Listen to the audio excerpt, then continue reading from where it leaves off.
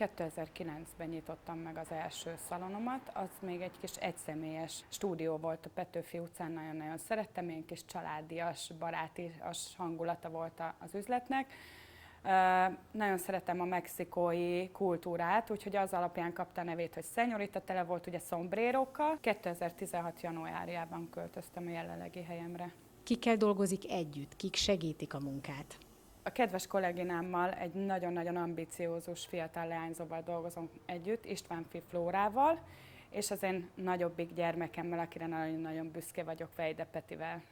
Vállalkozóként a piacon mivel találkozik? Mi az, ami hátráltatja esetleg abban, hogy fejlődjön vagy tovább lépjen? Hát ami az energiánkat elviszi, ami nagyon sok időt és energiát rabol, az a bürokrácia. Tehát ugye egy KFT-t fenntartani, a könyvelőtől a bankig, a papírok, persze nagyon borzasztó. Nagyon sok energiát elvesz egy üzletet fenntartani.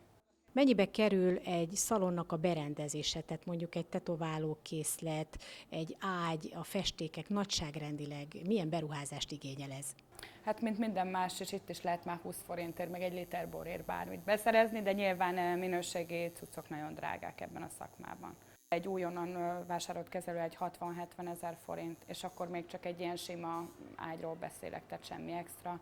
A festékeket, amiket használunk, azok is mind a legjobb minőségiek, nagyon jó hazai beszállítónk van, akitől vásárolunk. Tetoválógépet lehet kapni 20 ezertől, sőt 10 ezertől, de igazából egy jó tetoválógép a 100 000 forintnál kezdődik. Mennyi munkaórát kell arra fordítani, hogy elkészüljön a bőrön egy minta? Hát ez attól függ, hogy mekkora minta. Én vagyok általában itt a csapatban nagy tetkós, a többiek a kisebb tetkósok, tehát én csinálom a nagy volumenű munkákat, általában egy nap 6-7 órát tetoválok, tehát azért az ugye eléggé fárasztó, mert ugye az egy folyamatos koncentrációt igényel, de én egy 6 hét alatt meg vagyok egy elég nagy felülettel. Milyen korosztály kéri, hogy valamit készítsenek a bőrére? Ez egy érdekes kérdés, mert itt a 18-tól egészen a 70-ig megtalálható. Nyilván egyébként a legerősebb mezőny, ha már így lehet mondani, az a 25-35 közötti fiatalok, de mondom 18-tól 70-ig. Nagyon sok idős vendégem van, imádom őket. Mit tervez, hova tudja még fejleszteni ezt a vállalkozást? Több dolgot szeretnénk, most nem akarom még ezt lelőni a poént, de több dolgot szeretnénk még itt az üzletben arculatunkhoz társítani, hogy így mondjam. És azt gondolom, hogy jó pap is holtig tanul, úgyhogy ez soha nem lett. Én sose fogom kijelenteni, hogy tudok tetoválni, csak azt, hogy szeretek. Kell ehhez valamilyen végzettség? Ahhoz, hogy tetoválhasson valaki? Nem, sajnos nem. És ugye ebből vannak nagyon sok probléma, nagyon sok kókler, és ebből van nagyon sok takarás. Tehát nem is tudjuk elképzelni, hogy Zalaegerszegen mennyi otthon tetováló fiatalember van, aki azt mondja magáról, hogy ő tud tetoválni, és aztán jönnek ide hozzánk takartatni. Úgyhogy én azt gondolom, hogy amit most már Pesten nagyon régóta szeretnének megvalósítani, hogy ezekhez az emberekhez ne jusson el semmilyen felszerelés, hogy ne tudjanak otthon kárt okozni másoknak.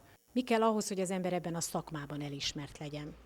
Én azt gondolom, hogy bele kell tenni a lelkünket a munkába. Tehát pénzért nem tetoválunk.